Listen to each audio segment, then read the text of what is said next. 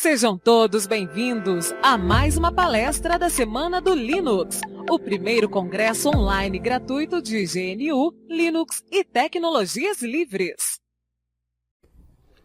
Olá, essa é a apresentação sobre o IPv6, o novo protocolo da internet. Nessa apresentação eu vou falar um pouco sobre o que é o IPv6, por que é necessário a implantação do IPv6, vou mostrar um pouco das diferenças entre o IPv4 e o IPv6, vou mostrar uma implementação básica, como você pode começar a implementar o IPv6 em sua rede, e vou mostrar um pouco da minha experiência, problemas que eu tive na adoção do novo protocolo, Internet Protocol versão 6. Então, comparando o IPv4 e o IPv6, o IPv4 ele é um protocolo de 32 bits, que isso possibilita aí mais de 4 bilhões de hosts em rede. Já o IPv6 é um protocolo de 128 bits, que ele comporta aí mais ou menos 256 duodecalhões de endereços IPs. Para ter ideia, cada micrômetro quadrado da Terra poderia ter 4 bilhões de IPs V6. Ou seja, em cada micrômetro quadrado da Terra, poderíamos colocar uma internet IPv4. Só para ter ideia do volume de hosts, é praticamente infinito esse número de hosts. Outra coisa que é bem é a forma do cabeçalho. O cabeçalho IPv4, ele contém aí vários campos, mas são 12 campos no cabeçalho. Já o protocolo IPv6 ele tem um cabeçalho mais simples. São menos campos, 1, 2, 3, 4, 5, 6, 7, 8. Então, além deles ter os cabeçalhos mais simples, ele ainda traz o conceito de cabeçalhos que podem ser anexados, né? O próximo cabeçalho. Os roteadores só leem o primeiro cabeçalho. E como o IPv6 ele é 4 vezes maior que o IPv4, mas o cabeçalho é apenas 2 vezes maior. Como ele é mais simples, o roteamento dele é mais simples. Então o IPv6 acaba sendo mais simples do que o IPv4. O IPv4, o IPsec, ele é opcional. Ele não faz parte do protocolo, ou seja, a criptografia do IPsec não faz parte do pacote. Ele é implementado através de um software. No IPv6, a implementação do IPsec já é obrigatória. Ela está já integrada ao protocolo IPv6, embora o seu uso não seja obrigatório. Isso torna possível você fazer, inclusive, as resoluções de endereço fixo, né, como o endereço físico, o MAC address, você pode fazer até essa resolução de forma criptografada. Então, para eu implementar o IPsec, eu não preciso de nenhum software adicional, ao contrário do IPv4. O protocolo IPv4 ele usa o ARP e o RARP para fazer as resoluções de endereço físico. Ou seja, para uma máquina descobrir qual é a máquina que possui o IP específico, ele chama um protocolo ARP, aquele que cuida de resolver, de identificar qual é a interface física que possui este IP. O ARP e o RARP não existem no IPv6. Quem faz as funções que seriam do ARP é o ICMP. Com isso, no IPv4 é até comum algumas empresas bloquearem o ICMP no firewall. No IPv6 não dá para você bloquear o ICMP total no firewall IPv6. Se você bloquear o IPv6 tudo no ICMP no IPv6, o protocolo não funciona, tá? Então você pode bloquear, por exemplo, o ping. Para você bloquear o ping, você tem que bloquear as portas específicas de echo request e echo reply do ICMP e não o protocolo todo. Então o IPv6 ele é dependente do ICMP. Há uma grande diferença também entre as formas de configurar o IPv6. No IPv4 você tem a configuração manual e a configuração via DHCP, que é a forma automática, tá? Que a gente já conhece. No IPv6 você também tem uma forma manual, mas serão poucas pessoas que vão realmente configurar manualmente, talvez no começo da implantação, em forma de teste, lab, mas realmente vão ser poucas máquinas. Existe a autoconfiguração stateless, ou seja, quando a máquina ela tem um IPv6, ela gera um IP automático parecido com a pipa, um IP que começa com F8, e através deste IP, que é baseado também no MAC address da interface de rede, ela começa a perguntar para a rede quem são os servidores de DNS, quem são os servidores DHCP, quem são os gateways, qual é o IP da rede, e a máquina se autoconfigura. Tá? Então ela consegue lá um IP, um IPv6 público para ela, baseado aí nas consultas que ela faz na rede, e se configura. E existe um outro que é a autoconfiguração stateful, usando o DHCP v6, semelhante ao IPv4. Né? A máquina faz pergunta para a rede quem é o servidor DHCP, e o DHCP passa o IP dela, o endereço de DNS, o endereço de gateway, enfim, as configurações que a gente conhece no IPv4. E você pode ainda fazer um misto usando stateless e stateful. Você pode usar o servidor DHCP para fornecer somente o IP para essas máquinas. Máquinas que precisam, por exemplo, despegar sempre o mesmo IP. Então você usa lá o DHCP para fornecer o IPv6 para essa máquina. E as outras configurações a máquina descobre usando o stateless. Ela vai perguntar quem é o servidor, ou quem são os servidores DNS, o servidor gateway, enfim. Então na prática vai ser pouca coisa feito manualmente. O NAT. O NAT é uma coisa que quem administra a rede sabe dos problemas que dá o NAT, né? Das complicações que tem no NAT, mas no IPv6 o NAT é realmente necessário, é um mal necessário, por causa dos endereços privados. Então é necessário que os endereços privados seja feito um NAT para o endereço público, para essa máquina de endereço privado poder navegar na internet. No IPv6 o NAT não é necessário mais. Então, assim, só é necessário para técnicas de transição. Todos os hosts terão um IP público.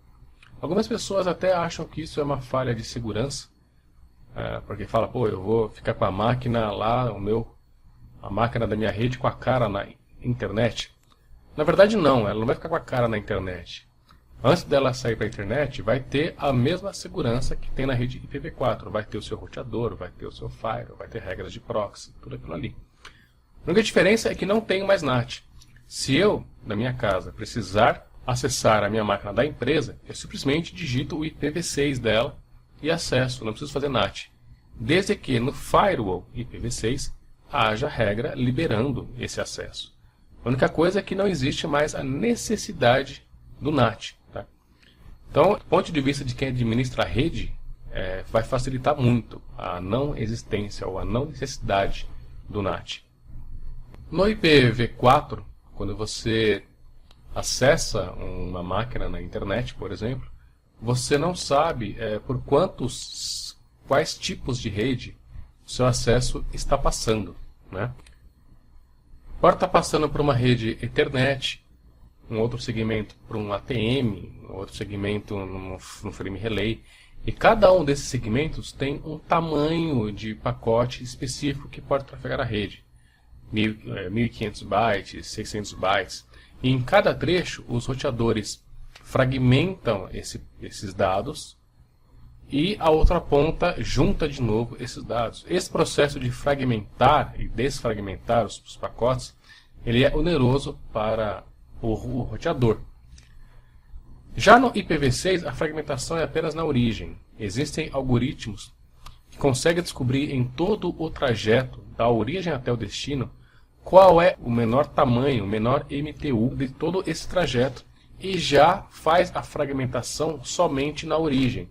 Então, os roteadores eles não precisam ficar remontando os pacotes e desfragmentando novamente. Tá?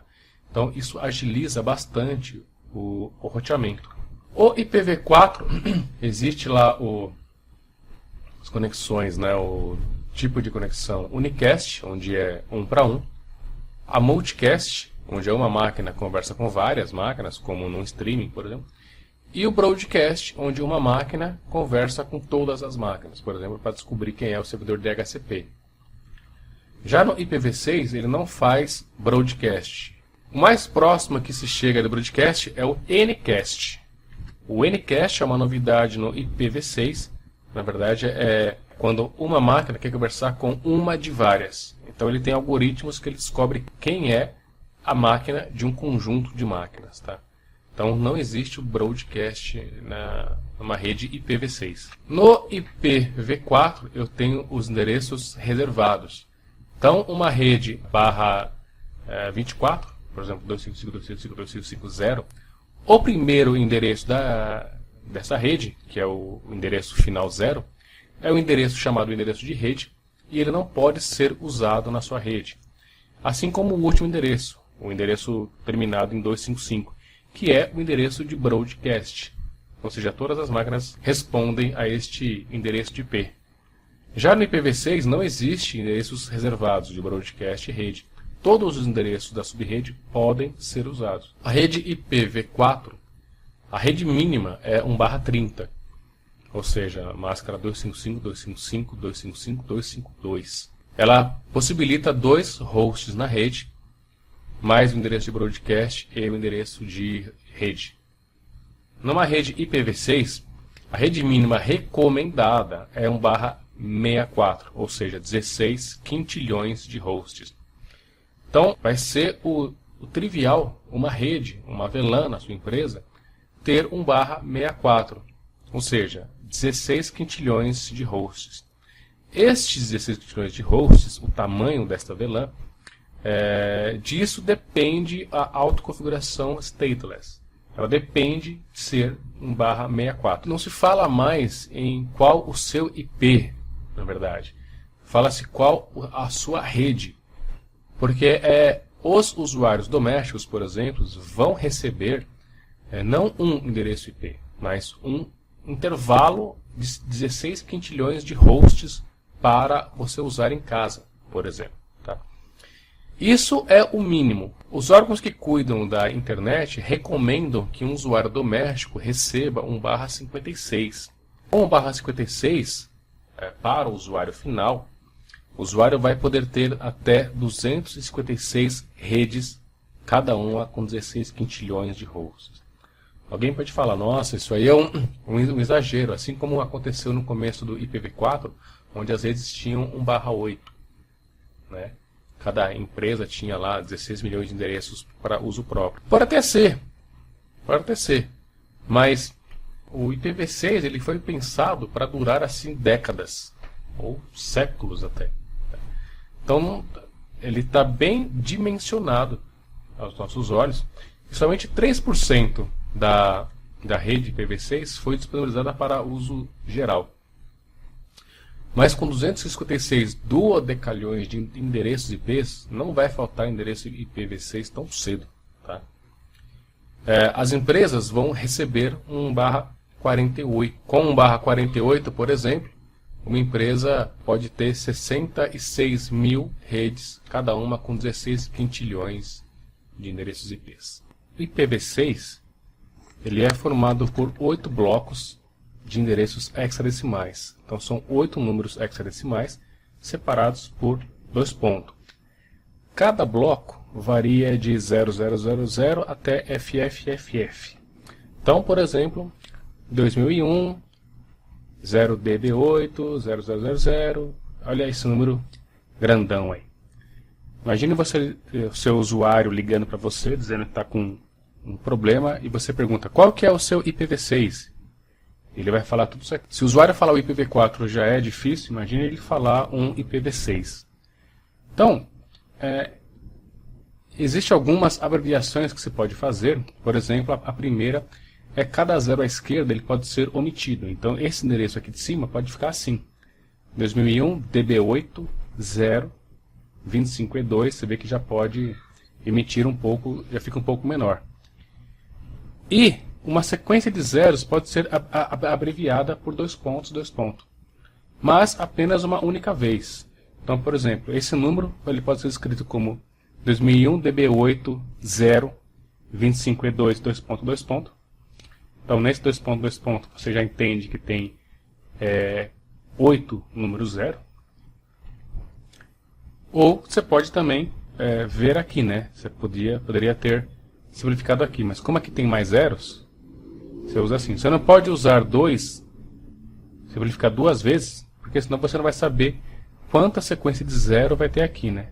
Então você só pode usar o 2.2 uma única vez. A nomenclatura com máscara não é mais aceita, então não tenho mais a máscara 255, 255, por exemplo. Tá? Somente a notação CIDR, ou seja, somente a anotação barra 32, assim como tem o barra 24, barra 16, vai ser comum aí o barra 32, barra 48, barra 64. O mais comum vai ser o barra 64, então um número barra 64. Cada bloco contém 16 bits, então 16 mais o outro bloco, 16, 32. Então isso aqui é uma rede barra 32. E cada número são 4 bits. Então vai ser comum você ver redes múltiplas de 16 e redes também múltiplas de 4. Então vai ser incomum você ver uma rede barra 33, por exemplo. Mais fácil você ver uma rede 32, uma rede barra 36, uma rede barra 40, porque fica mais fácil de trabalhar com os números. Né? Sites que forem feitos por IP devem ser acessados da seguinte forma. Né? http abre colchetes 2001 2.2. Por que essa anotação? Para dizer ao navegador o que é porta e o que é IP. Senão, se você acessar um site que funciona na porta 8080, como é que ele ia saber se isso aqui é um IP ou se é uma porta? Então você precisa obrigatoriamente ter entre colchetes aqui, né, separar o IP do resto do endereço do site. Então o DNS passa a ser mais ainda necessário para o bom funcionamento de uma internet IPv6.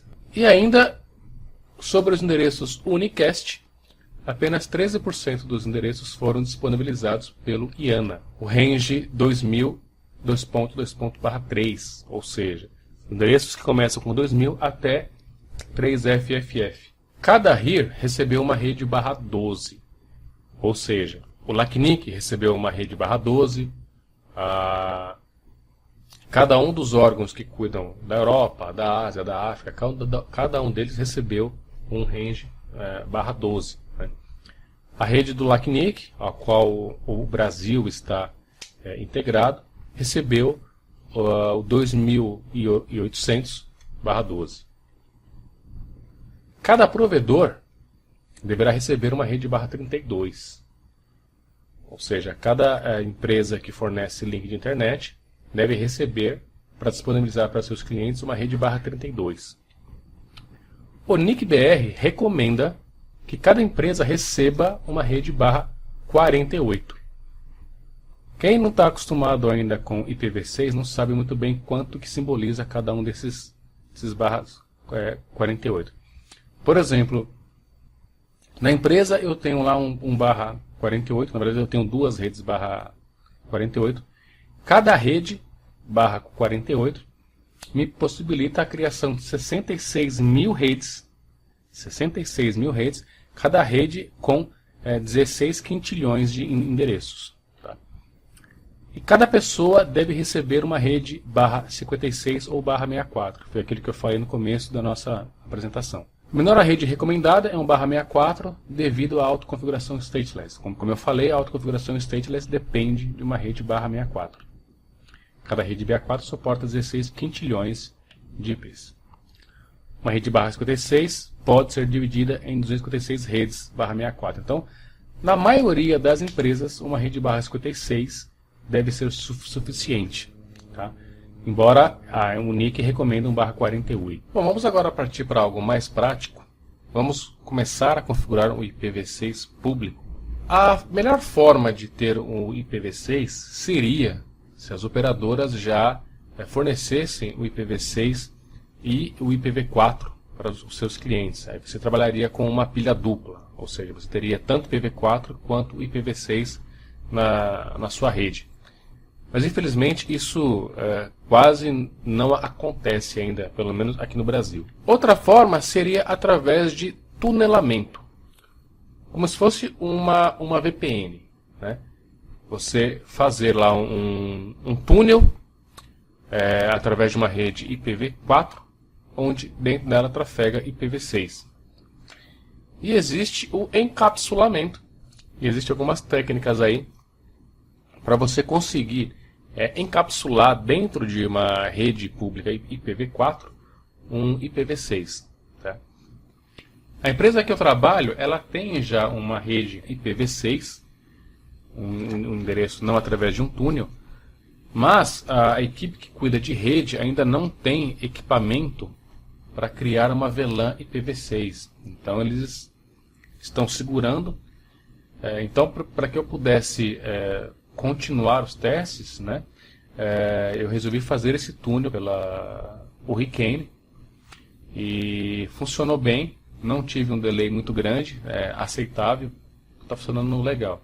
E existem cursos da Hurricane, cursos práticos de IPv6. Né? Eu estou aqui no site da Hurricane, vou digitar o meu usuário e senha aqui.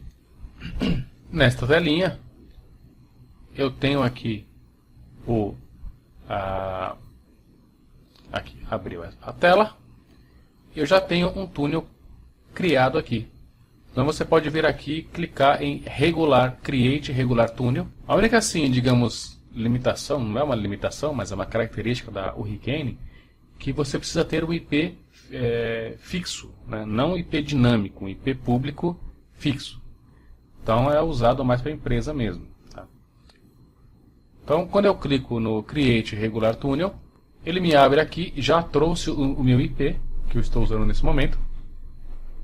Se eu quisesse criar um túnel para este cara, eu já coloco aqui o endpoint, que é o meu IP, né?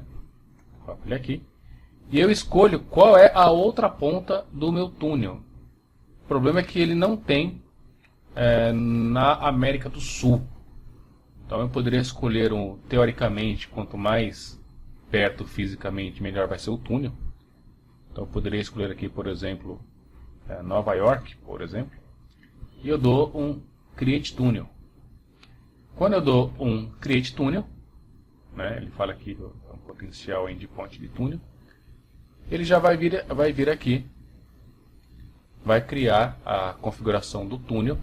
Ele cria um /64. Este /64 eu poderia usar em toda a minha rede. Poderia configurar aqui. Ele cria este túnel aqui. Foi o meu túnel que ele criou. Após a criação deste túnel, /64, por enquanto ele não vai criar o /48, só o /64. Eu posso criar 5 túneis, né? Eu vou clicar aqui no túnel que foi criado. E ele traz já aqui IPv6 Tunnel Endpoints, com quem que eu estou conversando. Esse aqui é o IP público do meu servidor na empresa. Ele configura este IPv6 e este aqui. E aqui vai ter aqui, eu posso pedir um túnel 48/48. E aí você tem que dar alguma justificativa. Essa requisição demora alguns dias e pode não ser aprovada. Então, quando você solicita um túnel IP /48, no meu caso eles me forneceram 2001/47 DB7E/48. Então é este túnel aqui que eu vou usar nas minhas máquinas da empresa. Acabei não usando esse aqui. E o legal é que ele tem aqui o exemplo de configuração. O Hurricane já me dá como você tem que configurar nos mais variados sistemas. Por exemplo, eu estou usando aqui Debian. Então ele me dá já o que eu preciso fazer para levantar este túnel. Está aqui.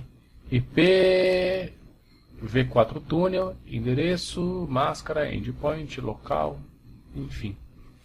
Eu poderia ter aqui, por exemplo, tem para Cisco, tem para Checkpoint, tem para Linux usando NetTools, usando Root, macOS, tem pfSense, enfim, tem bastante, inclusive o Windows também, como você levantar.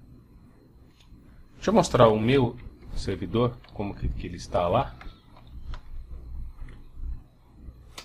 Eu estou aqui no meu servidor, eu tenho aqui Network Interface, está aqui a minha rede que eu configurei, e Net6, as mesmas configurações que o site me pediu. Tá? Feito isso, eu também já adicionei na minha interface ETH0, aliás, na minha interface ETH1, que é a minha interface de internet, nesse cara, o IP/48 que eu tenho, 47 dB/SE, 70 dB/SE. E também já criei uma VLAN, o mesmo endereçamento, mais 8000, para a minha rede interna. Então tudo que é 8000 seria a minha rede interna. ifconfig, eu vou ter aqui o meu IPv6 público e o meu IP link local aqui. Está aqui da minha interface LAN. Enfim. Então é assim que a gente configura. Mesma coisa para eu checar. Ping 6 ipv6.google.com. Está pingando.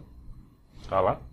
E aqui neste cara, que é o meu gateway IPv6, eu tenho várias regras de firewall permitindo ou liberando o acesso. Que também eu uso o IP6 table. Então eu tenho regras para IPv4 e eu tenho regras para IPv6. O IPtables trabalha com as regras de IPv4, são regras diferentes, né? E o IP6 table trabalha com regras do IPv6. Lembrando que se o seu gateway IPv4 é também o gateway IPv6, você vai ter duas tabelas de firewall. Uma tabela que abrange o protocolo IPv6 e outra que abrange o protocolo IPv4. Os comandos são os mesmos, tá? Então eu tenho aqui todas as regras que estão colocadas. Accept, drop, tal, enfim. É basicamente a mesma coisa, tá? Só muda um pouco aqui, um pouco ruim de ver. Tá? Mas é assim que a gente configura esse túnel. A configuração, como eu já falei, é aconselhável usar o comando IP ao invés do ifconfig. O ifconfig ele não tem suporte ao, muita coisa não tem suporte ao IPv6. Então o comando IP engloba vários comandos com suporte já ao IPv6. Por exemplo, IP-ADDR, eu tenho os IPs que eu tenho neste momento na minha interface. A minha interface Teredo está em down. Está aqui o IP local. Eu posso fazer IP-6 ADDR. Vou ver todos os IPs V6. Está aqui. Para configurar o endereço IPv6, eu posso usar o comando IP. IP ADDR add o IP que eu vou usar nessa máquina, /64 geralmente, dev ETH0. Então eu vou usar esse endereço na interface ETH0.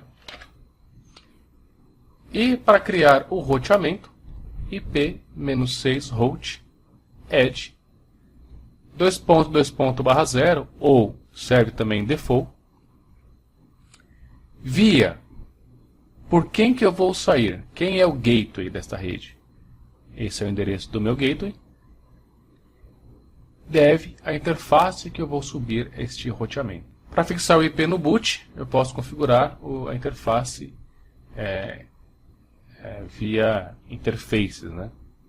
Só isso aqui e o gateway que a gente já viu. Então se eu for lá para o meu gateway, IP ADDR, eu tenho lá vários IPs. Para fazer os testes de conectividade, eu posso ver primeiro os IPs e os endereços físicos que foram resolvidos. IP NAT Aqui eu tenho todos os IPv4 e IPv6. Então você vê, eu tenho a máquina aqui que está com esse endereço MAC.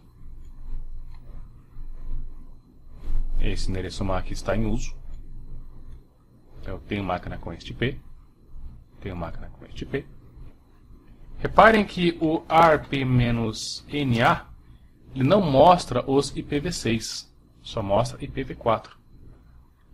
Se eu quiser ver só IPv6, IP-6 NAT, eu tenho todos os IPs V6 que foram resolvidos. Reparem que todos esses são endereços de link local. Posso ver a tabela de roteamento, mesma coisa, IP-6 route, IP6 route. Eu tenho aqui as rotas para as minhas redes. E a rota default é para a Hurricane. Mesma coisa, se eu usar netstart-nr, ele não vai mostrar as rotas IPv6, só IPv4. O IP route, ele mostra também a IPv4. Então, IP-6 route mostra as rotas IPv6. Prevê os endereços IPv6 atribuídos, IP-ATDR. E eu posso fazer o primeiro teste com ping no endereço de loopback. Ou seja, ping 6, -C1, eu vou pingar só uma vez, 2.2.1. Está lá, a minha interface de loopback está pingando. Eu posso dar um ping no meu gateway, para ver se ele está pingando. Então, ping 6, -C1. -C1 é para enviar somente um pacote. Vou pingar aqui minha rota padrão, que é esse cara aqui. Está lá, está pingando via IPv6. Eu posso pingar o Google, o teste que a gente já fez. Reparem que os servidores DNS, embora o seu servidor DNS possa ter somente IPv4, ele resolve endereços IPv6 também. Quando a sua máquina, por padrão, vai acessar um site, o DNS vai mandar, por padrão, o endereço IPv6. Então, se você tiver pilha dupla, IPv6 e IPv4, o DNS vai mandar primeiro o IPv6. Já é justamente para priorizar o tráfego IPv6. Eu posso acessar um site por IP, como eu falei, desta maneira, né? Como eu já expliquei, colocando entre colchetes o endereço e a porta separada desse colchetes. Então, o próximo passo é acessar o desktop através de um acesso externo, né? Se você estiver usando o Linux, deve funcionar sem problema. Tá? É aconselhável, sim, logicamente, você ter regras de firewall, uma vez que você não tem NAT. Você pode acessar diretamente sem o NAT. Não importa mais se isso é rede privada, se não é. IPv6 são redes públicas. E agora eu vou falar dos problemas da implantação. Quais foram os problemas que eu achei para implantar o IPv6? Então, o primeiro problema que eu já vi foi que o antivírus bloqueava as requisições de IPv6. Então eu comecei a fazer o teste com uma VLAN, coloquei algumas máquinas do suporte ATI nesta VLAN, para a gente começar a brincar com IPv6.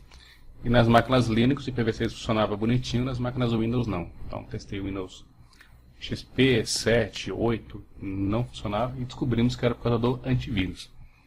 Então tivemos que fazer lá uma requisição para o pessoal que cuidava do antivírus corporativo liberar as requisições de IPv6. Outra coisa que eu vi é que assim, eu ainda não descobri como colocar endereços IPv6 nas exceções do proxy. Então, as máquinas da empresa, por exemplo, setam lá as exceções de proxy, e os testes que a gente estava fazendo com IPv6, mesmo colocando o endereço IP lá, como a gente viu nessa palestra, ele cismava em mandar a requisição para o proxy, e o proxy, sem suporte a IPv6, não acessava o site. Então, não descobri ainda como colocar essas exceções, então acabei fazendo os testes, pedi o pessoal testar com o Firefox sem o proxy configurável, né? Já com o Chrome e com o IE não dava para testar porque era setado via policy do Windows, né? do AD. Tive uma dificuldade para habilitar primeiramente os testes que eu fiz, né? A rede Teredo no Windows, que a ideia era o pessoal de casa acessar as máquinas da empresa.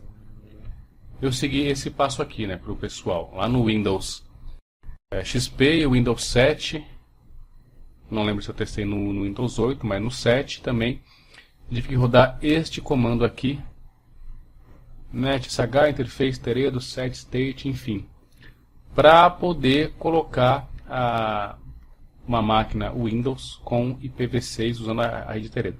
Na empresa, você conseguia colocar numa boa, mas estava pensando no micro de casa, né? Pessoal de casa, como acessar, né?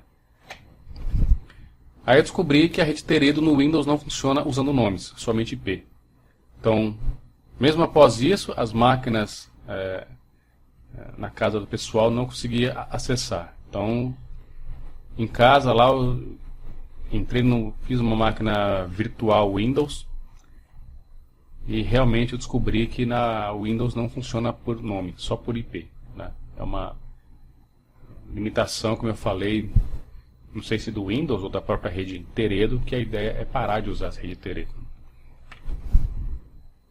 E a rede Teredo também não aceita conexões entrantes. Então, mesmo levando o Teredo na máquina Windows, a gente não conseguia acessar da empresa uma máquina na casa do funcionário. Então, é uma limitação aí da rede Teredo. E aí eu comecei a fazer ali os testes com IPs públicos, né? Como eu tinha ali já um IP nativo, só que não podia ser usado na empresa ainda. Então eu comecei a fazer os testes com o túnel da Hurricane, o túnel broker. E aí uma das limitações da Hurricane é que ele exige um IPv4 fixo. Então já não era possível também as máquinas de casa usarem a Hurricane para conseguir uma VLAN IPv6. E aí eu tentei pela Sixes negou o meu pedido do túnel, não sei porquê, né? Cada vez que eu fiz o pedido com a Sixes, falei lá do tamanho da nossa rede, os testes que eu estava fazendo, e mesmo assim me negou por 2 vezes. E não deram nenhuma justificativa. E a Freenet, realmente eu não consegui me cadastrar. São essas 3 empresas que fornecem túnel que eu conheço, pelo menos de IPv6. Não lembro se a Sixes ou a Freenet ela tem ponto do túnel aqui em Minas Gerais. Então eu tentei por elas, não consegui. Então só me sobrou o Hurricane. Então não sobrou muita solução para microdoméstico. Tá? Teve uma das minhas pendências montar algum tipo de túnel na própria empresa para fornecer IPv6. Ainda não sei como fazer isso ainda. Várias aplicações não possuem suporte, ou quando possuem é um suporte limitado. Por exemplo, o Windows XP, você habilita o IPv6 e não faz mais nada, né? Você não consegue nem colocar um IP nele. O Windows 2003 Server também. Então se você tem servidores 2003, muita gente tem ainda, você tem problema com IPv6. O Windows 2008 já funcionou, teve um certo trabalho, mas funcionou. Eu testei no Windows 10, no Windows 10 funciona bem, já está com suporte bem legal, você consegue configurar sem problema, né? Um problema que eu vi, o VNC que a gente usa, né, na empresa, o Ultra VNC e até o VNC Viewer, ele não aceita conexões IPv6, então ele não faz bind no protocolo IPv6, então ele não tem suporte. Então, eu não sei se é a versão que a gente estava usando, isso é uma coisa que eu iria ver mais para frente, quando chegasse na hora de migrar máquinas da nossa rede LAN. E ele não fazia bind, a gente não conseguia conectar numa máquina via VNC através do protocolo IPv6. Então, isso pode ser um problema ainda. No nosso sistema de auditoria, também nós descobrimos que não tem suporte ao IPv6. Então, a máquina ela aparece nos relatórios de auditoria com IPv4 lá, até traz o IPv6 que ela tem. Mas se você desabilitar o IPv4 da máquina, a máquina desaparece do sistema de auditoria. Então esse é um problema que mais para frente a gente vai ter que ver uma nova versão desse sistema, ou de repente um outro sistema que consiga fazer a auditoria baseada só no IPv6. O nosso IPS também precisou ser configurado para suportar o protocolo. A gente precisou instalar uns patches, tive que falar com a empresa, e precisamos instalar uma atualização, um patch, alguma coisa assim, nesse IPS, que ele simplesmente descartava os protocolos IPv6. Aliás, descartava não, né? O que era pior, ele simplesmente deixava passar. Então a gente precisou fazer essa mudança no IPS. O Port Sentry, tem algumas máquinas Linux que eu uso o Port Sentry, funciona como um IPS local, né? E ele também não possui suporte, ele só monitora o protocolo IPv4. IPv6 não vai, então a gente fica totalmente desprotegido se tiver com IPv6 nesta máquina. Outra ferramenta que a gente usa em alguns servidores, que é o Darkstat. O Darkstat, para quem não conhece, é uma ferramenta que ele faz monitoramento do uso, né, de link ou da interface de rede. Então ele mostra lá as máquinas que estão usando mais a rede, mostra segundo a segundo online, né, minuto a minuto, hora a hora, dia a dia. Então ele guarda esse registro por um mês, por exemplo. Aí você consegue ver no decorrer do dia, no decorrer das horas, como está o uso do seu link. Ele tem suporte ao IPv6, mas eu não consigo setar duas VLANs nele para ele encarar como uma VLAN local. Então, ou eu seto uma VLAN IPv6, ou eu seto uma VLAN IPv4. Se eu seto IPv4, tudo que é diferente desta VLAN IPv4 ele encara como rede externa. Então ele começa a gerar gráficos errados para mim, né? Então uma solução que eu achei foi levantar duas instâncias, uma do IPv6, outra do IPv4, mas isso dificultou um pouco a informação, né? Então mesmo levantando duas instâncias, ele trazia informações erradas, né? Porque na instância que trabalhava com IPv6, ele mostrava tudo que era tráfego IPv4 como sendo tráfego externo, e isso não era verdade, né? Então a melhor solução aí por Darkstat foi considerar a VLAN IPv6, infelizmente, como externa. O Zabbix também precisou ser alterado. Para quem não conhece, o Zabbix é uma ferramenta de monitoramento, né? E ele não funcionava o monitoramento via IPv6, principalmente a parte de ping. Porque eu checo os meus servidores a cada 30 segundos, o Zabbix testa, pinga os servidores, e o servidor IPv6, o protocolo IPv6 nunca dava certo. Porque eu tive que mudar o caminho do executável, né? Tá aqui, por padrão ele está no SBIN, e no Debian o fping6 está no bin. Deixa eu mostrar aqui os Zabbix, que fica fácil mostrar. Então aqui está o meu Zabbix. Tem essa ferramenta aqui de monitoramento. E vamos procurar aqui. Aqui eu tenho uma máquina, que é o chamado de Garibaldo. E eu testo ele está com esse IPv6. E aí ele testa esse item aqui, que é simplesmente o ping. E por enquanto eu não estou monitorando outros itens, estou monitorando via IPv4. E a cada 60 segundos ele testa se o IPv6 está no ar. Se não está, ele gera um alerta. E onde que eu tive que alterar este fping, né? Vou botar aqui. Eu tive que alterar o arquivo /etc/zabbix/zabbixserver.conf. Tem a linha do fping6 location. Tive que alterar aqui de usr sbin para usr bin. Então precisa verificar na sua distribuição, se você está usando o Zabbix, onde que está o seu fping6. E aí tive que restartar os APIs. O resto funcionou sem problema. Outra ferramenta que a gente estava usando, como o pessoal, eu acabei passando um pouco da administração do Firewall IP Tables para a equipe que trabalha comigo, o nível 2. Então a gente decidiu colocar o FW Builder, que é uma interface gráfica para administrar o IP Tables, né?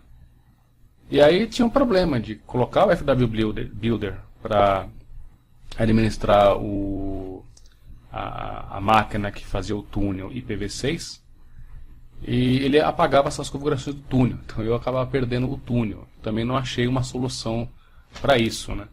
O FW Builder está aqui, então ele tem esta carinha aqui, né? Eu tenho as regras de firewall aqui e tal, consigo agrupar as regras, e aqui o que ele está fazendo de IP Tables. Então toda vez que eu implantava as regras, né, que eu fazia aplicava as regras no firewall, ele me matava as regras que eu tinha feito as configurações do túnel IPv6 com a Hurricane. Então também, por enquanto, eu não tenho uma solução ainda. A solução que eu achei foi o pessoal aprender realmente a usar o IP Tables pela linha de comando. Outra coisa que gerou, assim, não foi um problema, mas como a gente está acostumado a trabalhar com anotação decimal, depois que eu configurei a máquina com o IPv6 final 9, eu fui configurar a máquina do IPv6 final 10. E, na verdade não é, né? A próxima máquina é o IP final A. Então, isso aqui dificulta no dia a dia. Você entender um pouco que não é notação decimal, é notação hexadecimal. E também a parte de subrede, a barra 64, barra 56, barra 48. Já no IPv4 o pessoal se perde com barra 24, barra 16. Agora quando você fala em barra 64, o pessoal se perde e não sabe fazer o cálculo. E no começo é meio complicado mesmo, tá? No meu curso de IPv6 que eu fiz, eu acabei fazendo uma aplicação em PHP para justamente calcular as máscaras e a subrede IPv6, tá? Para mim me valeu bastante isso daí, esse exercício. A implantação no Windows, em alguns casos eu tive que rodar essa configuração aqui, né?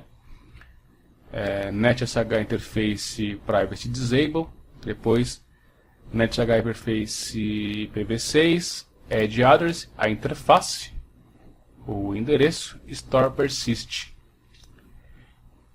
Eu fiz essa mesma configuração no Windows 2003 e não funcionou. Então isso aqui eu acabei fazendo no Windows 7 e fiz no Windows 2008. Funcionou. No Windows 10 não precisou fazer, consegui fazer pela própria interface gráfica. Tá? Então gastei um pouco de tempo pesquisando isso aí. Tá? Então quem quiser testar no Windows já sabe aí desses comandos aqui.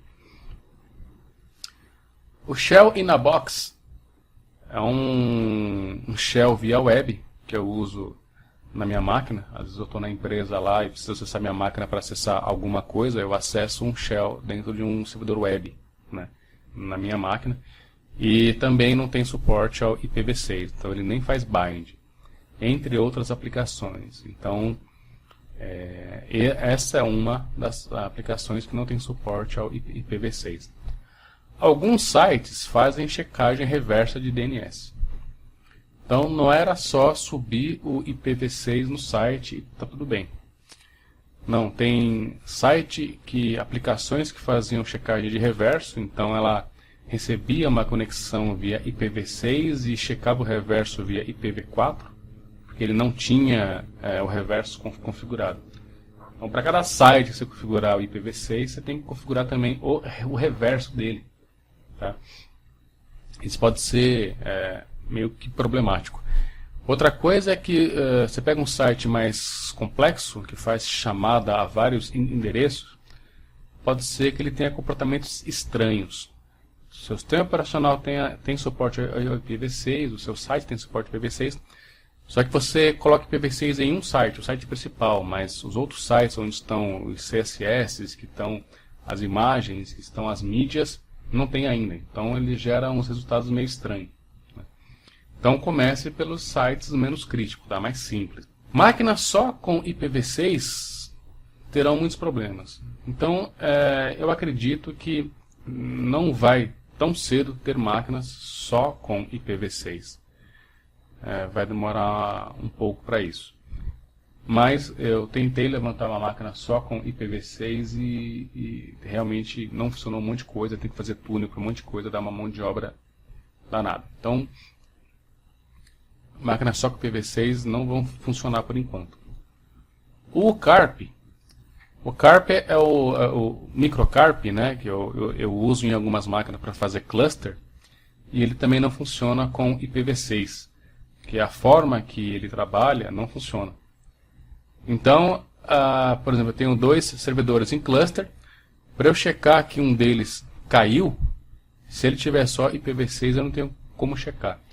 Então, nesses casos, eu teria que ter lá um IPv4 nele configurado, mesmo que ele tenha só IPv6, só vai usar IPv6. Mas eu configuro 2 IPs v4 nele só para checar quando um cai, né? E aí os meus scripts, quando cai o IPv4, migra também o IPv6. Não sei se o Heartbeat também tem isso, mas foi um problema que encontrei nos clusters. Eu tenho várias máquinas virtuais, virtualizadas, né? E são 4 servidores Hyper-V que a gente tem na empresa. E eu não sei porque um deles não funciona o suporte IPv6 nas máquinas virtuais. Então eu falei com o cara responsável pelo Hyper-V. Ele também não soube me informar, e eu não sou especialista em Hyper-V, em Windows. Mas se eu quisesse colocar, por enquanto, IPv6 nessas máquinas, eu teria que migrá-las para um outro Hyper-V. Checamos antivírus, checamos regra de firewall, e realmente ficou. Então eu demorei até um tempo porque comecei a fazer teste em uma máquina virtual e essa uma máquina virtual não funcionava. Aí testa, acabei lembrando que ela era uma máquina virtual e instalei uma outra máquina virtual nesse Hyper-V, também não funcionou.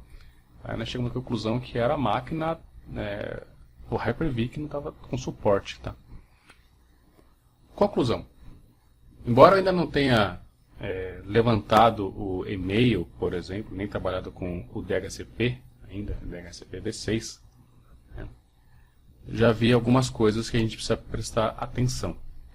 Primeiramente, poucos acessos IPv6, menos de 1%, justamente por causa da dificuldade de levantar IPv6 no desktop e porque os provedores não fornecem. Mas quando eles começarem a fornecer IPv6, isso deve aumentar.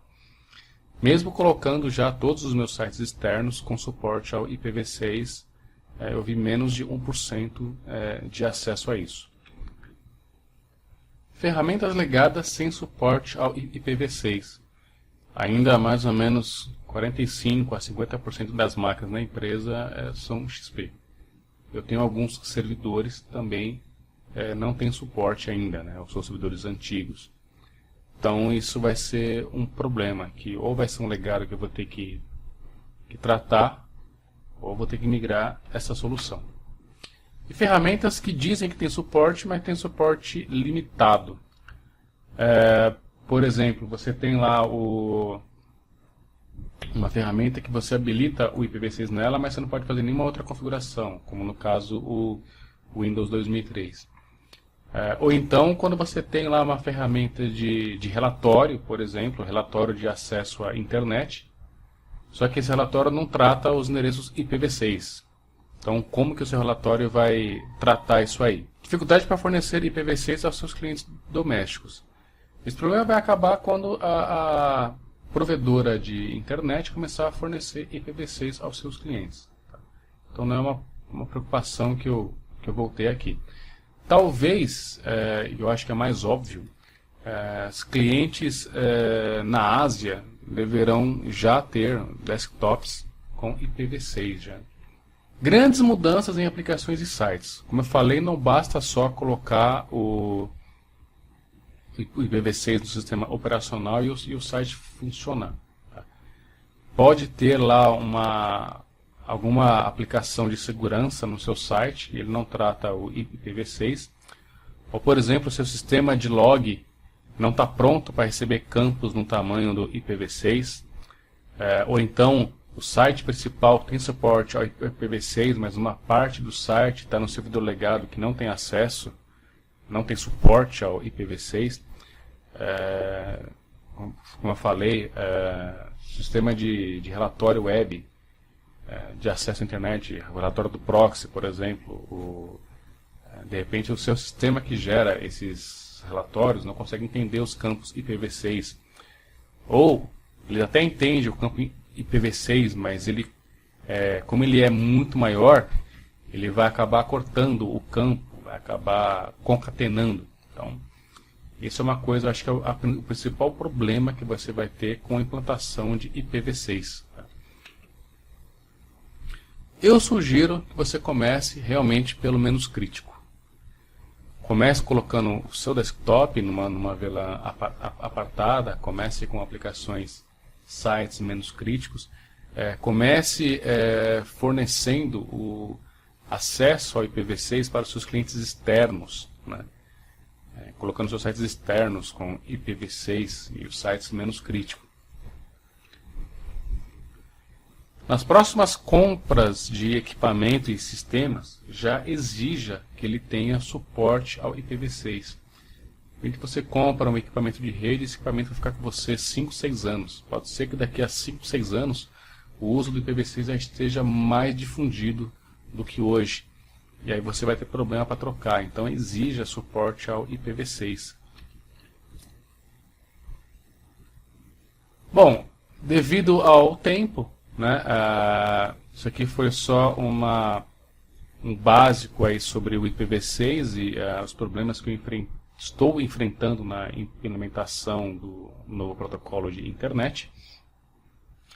Mas eu creio que daqui a algum tempo, alguns anos aí, talvez 3, 4 anos, vai estar bem maior já o uso do IPv6. E o profissional capacitado já vai ser mais requisitado no mercado, já vai ganhar um salário melhor, quem tiver conhecimento já com IPv6. E eu sugiro que o pessoal já procure entender como funciona o novo protocolo, para não ser pego de surpresa aí quando as coisas começarem a serem colocadas em prática mesmo, né? Dúvidas, comentários, está aí o meu e-mail, ricardo.lonca@gmail.com.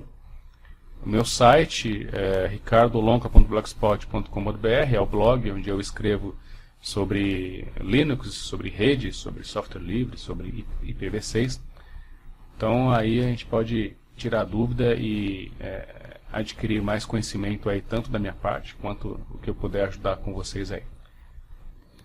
Essa apresentação e também uma apostila sobre o IPv6, com mais detalhes que não dá para falar devido ao tempo, vai estar disponível aí na área do site, ok? Então eu espero que tenha sido proveitoso para vocês e eu estou aberto aí a perguntas. Então, fiquem com Deus, até mais.